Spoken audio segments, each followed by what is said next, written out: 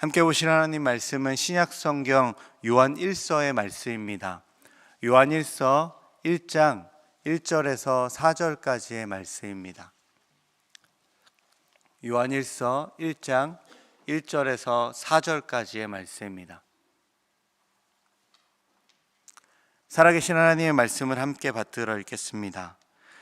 태초부터 있는 생명의 말씀에 관하여는 우리가 들은 바요, 눈으로 본 바요, 자세히 보고 우리의 손으로 만진 바라. 이 생명이 나타내신 바 된지라.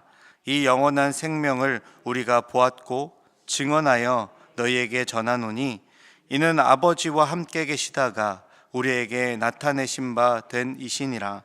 우리가 보고 들은 바를 너희에게도 전함은 너희로 우리와 사귐이 있게 하려 함이니 우리와 사귐은 아버지와 그의 아들 예수 그리스도와 더불어 누림이라. 우리가 이것을 씀은 우리의 기쁨이 충만하게 하려 함이라. 아멘. 신약성경은 총 27권으로 되어 있습니다. 이 신약성경을 기록한 저자의 수를 세어보면요, 사실 그렇게 많지가 않습니다. 왜냐하면 바울의 편지가 13권이나 되기 때문에 그렇죠. 절반 가까운 책이 바로 사도 바울이 쓴 책이요, 사도 바울이 보낸 편지들입니다. 나머지 14권 가운데 가장 많은 책을 보유하고 있는 신약성경의 저자를 손꼽자면 아마 사도 요한을 얘기해야 될 것 같습니다. 사도 요한의 글은 요한복음, 요한 1, 2, 3서, 그리고 요한계시록 이렇게 구성되어 있기 때문에 그래요. 그 분량에 있어서는 신약성경에서 양이 많지는 않겠지만 그 책의 권수에 있어서는 사도 바울 다음으로 많은 책을 보유하고 있는 저자가 바로 사도 요한의 글이라는 것입니다.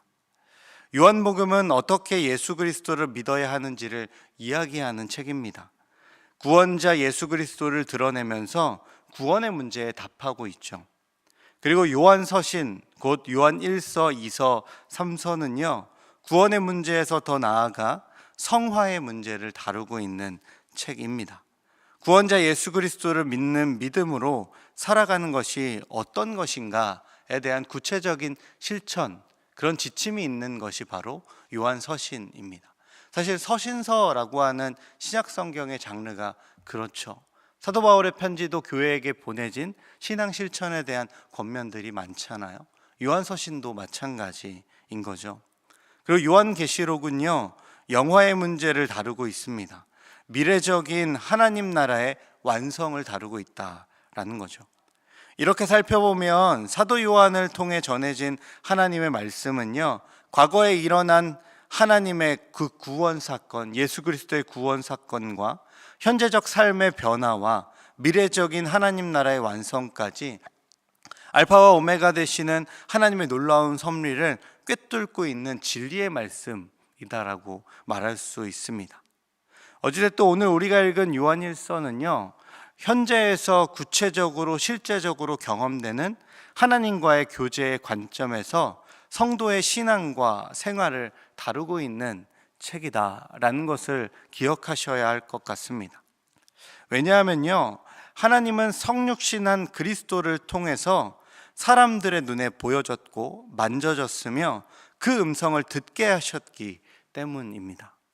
저는 성육신을 설명할 때마다 늘 비유해서 설명하는 비유가 있는데요 아버지가 자녀와 놀기 위해서 자녀가 만들어 놓은 장난감 집에 자기의 몸을 구겨 넣는 행동, 그것이 곧 하나님 아버지가 오늘 우리에게 행하신 성육신이다라고 얘기하곤 합니다. 아이들은 그 장난감 집이 자기의 집이라고 생각하고 가장 큰 자기의 공간이라고 생각합니다. 그 자리에 자신의 몸을 구겨서 들어가 주면 그 자녀는 아버지가 나의 세계에 들어왔다는 것을 인지하고 더 친밀하게 그 관계를 유지해 갈 수 있고 그 자녀의 시선에서 아버지를 알 수 있게 되는 것이죠. 하나님이 예수 그리스도를 통해서 성육신했다는 것은 바로 이것입니다. 우리가 이해할 수 있고 우리가 볼 수 있고 우리가 만질 수 있고 우리가 들을 수 있는 세계에 전능하신 하나님이 자신의 전능하심을 포기하며 들어온 사건, 그것이 바로 성육신, 우리가 인지할 수 있도록 자기를 낮추신 사건, 그게 성육신이라는 것입니다. 그것을 통해서 하나님 아버지는 무엇을 원하시는 걸까요? 우리와 친밀한 교제를 나누기 원하신다라는 거죠. 이 친밀한 교제는요, 어떠한 실제적인 교제와 연결되냐면 바로 성도와 성도 간의 교제를 통해서 그리스도와의 교제로 나아가고 있습니다. 오늘 본문 3절의 말씀 한번 읽어볼까요? 오늘 본문 3절입니다. 우리가 보고 들은 말을 너희에게도 전함은 너희로 우리와 사귐이 있게 하려 함이니 우리의 사귐은 아버지와 그의 아들 예수 그리스도와 더불어 누림이라. 여기서 보면 이 편지를 쓰고 있는 사도 요한과 사도 요한의 공동체가 내가 경험한 성육신한 그리스도를 전하는 이유는 전하는 우리와 사귐이 있게 합니다 라고 얘기하고 있습니다. 이 사귐은 뭘로 확장되고 있습니까? 우리의 사귐은 아버지와 그의 아들 예수 그리스도와 더불어 누림이라 라고 되어 있습니다. 여기서는 번역은 누림이라고 되어 있지만 새 번역 성경을 보면요, 이 또한 더불어 사귐이라 라고 되어 있습니다. 그러니까 믿음의 사람들이 교제하는 것은요, 사실 하나님 아버지의 사랑 그리고 그리스도와 사귐을 가지기 위한 중간에 중요한 매개가 된다라는 것을 말해주고 있습니다. 유대인 철학자 마르틴 부버라고 하는 사람이요, 나와 너라고 하는 책에서 절대타자가 유한한 나를 만나 주었기에 믿음을 가지게 되었다라는 표현을 합니다. 그리스도의 만남, 곧 사귐이 곧 믿음의 시작이며 그 사귐을 누리는 것이 곧 믿음의 내용인 것입니다. 여기서 사귐이라는 단어는요, 우리가 참 잘 알고 있는 단어인데요, 바로 코이노니아라는 단어입니다.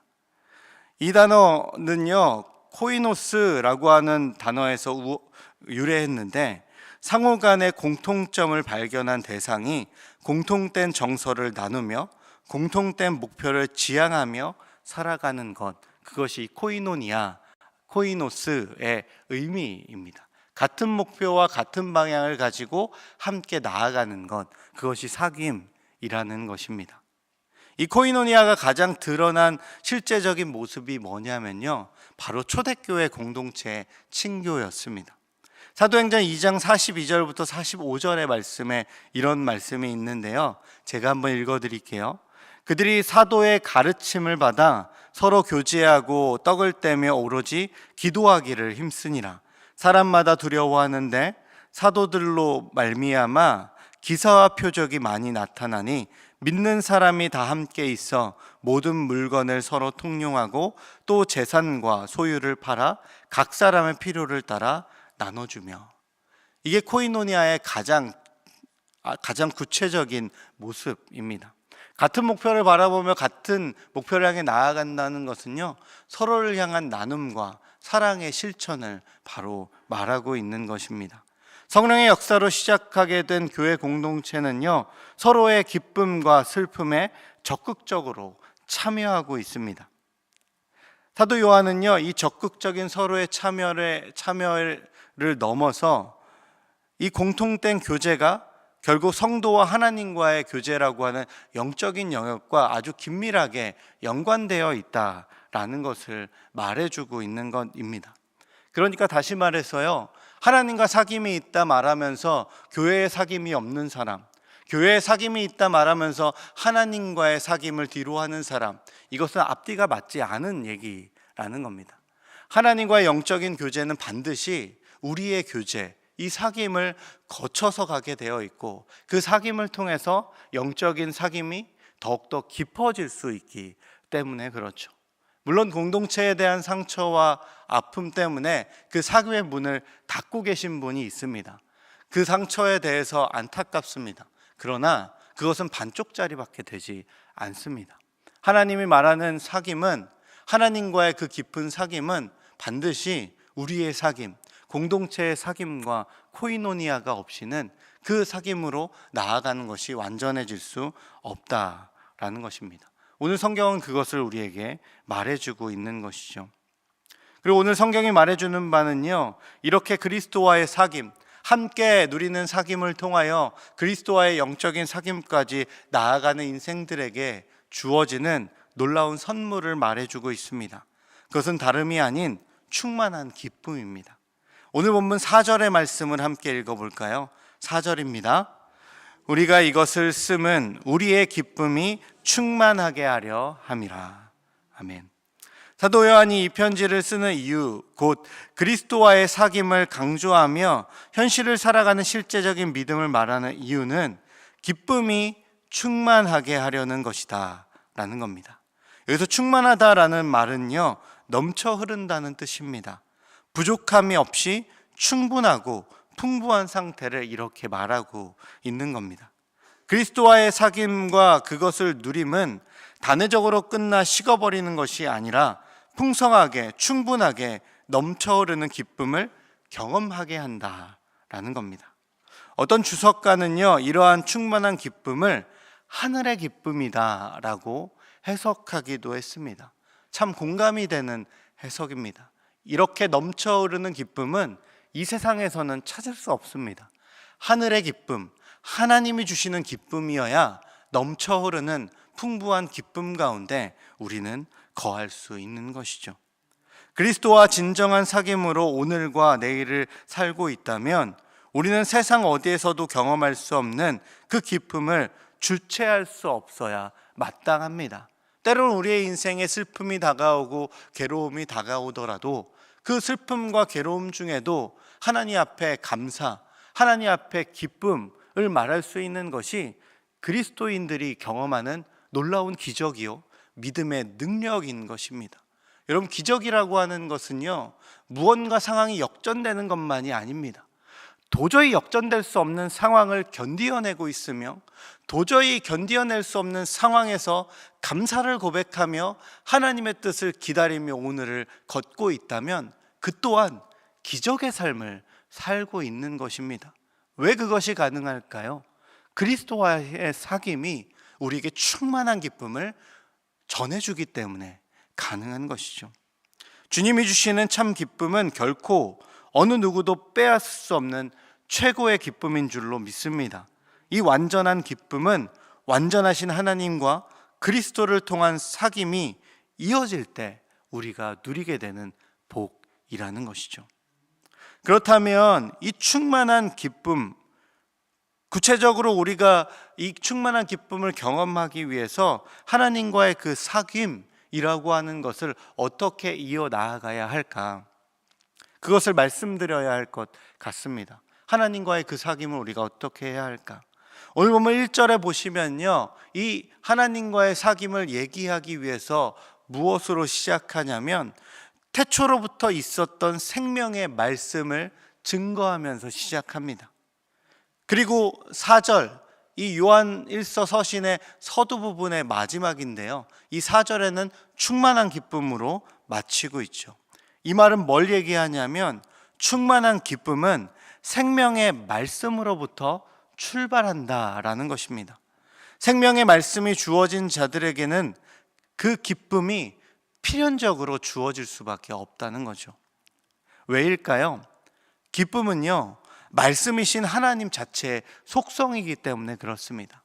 시편 104편을 보시면요, 하나님은 자기의 행사로 말미암아 기뻐한다, 즐거워한다 라고 고백하고 있습니다. 하나님은 자신의 일 자체를 기뻐하십니다. 왜냐하면 하나님 자체가 기쁨의 속성을 지닌 분이시기 때문에 그렇죠.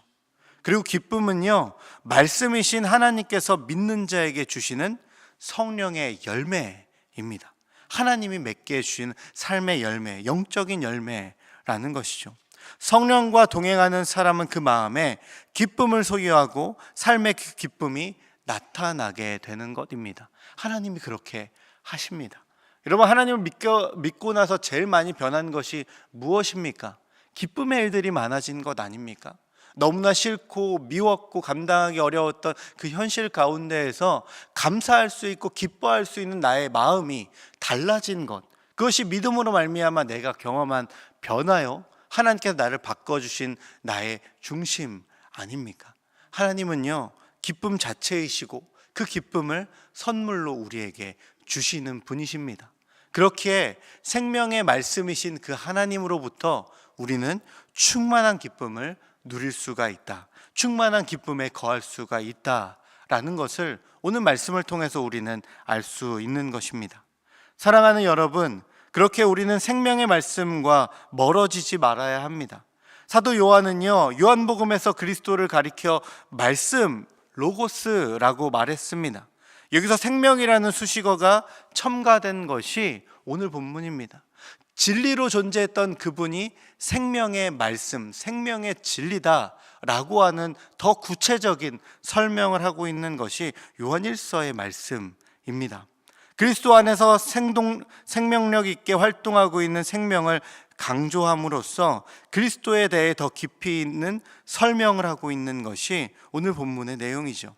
말씀이신 그리스도는 온 인류에게 생명을 주시기에 이 땅에 오셨습니다. 그분과 함께하고 그분을 묵상하는 것, 그것이 우리를 충만한 기쁨으로 인도해 주는 것입니다. 우리는요, 기쁨을 잃어버렸습니다. 구원의 감격과 사귐의 소중함을 잃어버렸습니다. 태초에 인간이 있었던 에덴은요, 기쁨이라는 뜻입니다. 우린 기쁨의 동산으로부터 멀어졌습니다. 우리의 삶에 기쁨이 멀어진 것이 죄로 인한 결과다라는 것이죠. 그렇다면 예수님과 사귐으로써 우리에게 회복돼야 되는 것이 무엇입니까? 바로 기쁨입니다. 하나님께서 우리에게 주셨던 기쁨, 나를 바라보기만 해도, 이 세상을 바라보기만 해도 좋았더라 말씀하셨던 그 기쁨, 그 기쁨이 회복되는 것이 믿음의 사람들이 경험하는 놀라운 은혜라는 것입니다. 오늘 본문이 우리에게 더 큰 위로가 되는 것은요, 예수님이 우리에게 기쁨을 회복시켜 주신 이 생명의 말씀 되신 예수님이 2000여 년을 지난 지금도 우리에게 말씀으로 경험되는 분이시다라는 사실입니다. 오늘 보면 1절의 말씀 우리가 한번 읽어봅시다. 1절 말씀입니다. 시작. 태초부터 있는 생명의 말씀에 관하여는 우리가 들은 바요, 눈으로 본 바요, 자세히 보고 우리의 손으로 만진 바라. 아멘. 여기서 등장하는 모든 동사들, 우리가 들었다, 보았다, 만졌다라고 하는 표현은요, 모두 다 문법적으로 찾아보면 현재까지 계속 진행되고 있다는 의미입니다. 한번 보여졌었고 만져졌었고 들려졌었던 것으로 행동이 끝난 것이 아니라 보여지고 있고 들려지고 있고 만져지고 있다, 계속 진행되고 있다는 것을 강조하고 있습니다. 이 말씀이 우리에게 들려지고 우리에게 선포되는 이유가 무엇입니까? 2000년 전에 이 땅 가운데 오셨던 예수 그리스도의 우리의 기쁨을 회복하기 위해서 십자가의 사역을 감당하게 오셨던 그 놀라운 생명의 말씀의 사건이 오늘도 여전히 들려지고 만져지고 보여지는 하나님의 거룩한 사건이다 라고 하는 것을 우리에게 선언해 주고 있는 것입니다. 그 하나님, 그 생명의 말씀이 경험되어질 때 우리의 삶에는 기쁨이 회복되어지는 것입니다. 사랑하는 여러분, 주님께서 이 새벽에 우리를 이 자리에 불러주셨습니다. 그리고 말씀하십니다. 기도하게 하시고 때론 눈물 흘리게 하십니다. 답답함을 모두 털어놓게 하십니다. 주님은 거룩한 사귐의 시간에 우리를 초대하여 주셨습니다. 이 사귐과 누름을 통하여 하나님 아버지의 사랑을 확인하게 되기를 간절히 원합니다. 생명의 말씀으로 나를 살게 하신 구원의 감격을 회복합시다. 지난 시간을 은혜의 추억으로만 간직하지 마시고 오늘의 현실에서 재현되는 하나님의 구원을 경험하게 되기를 간절히 원합니다. 하나님은 지금도 보여지고 만져지고 들려지는 우리의 주님이십니다. 영원한 생명의 말씀이요 하나님이신 예수 그리스도께서 오늘도 나와 함께 교제하시며 충만한 기쁨, 하늘의 기쁨으로 채워주실 줄로 믿습니다.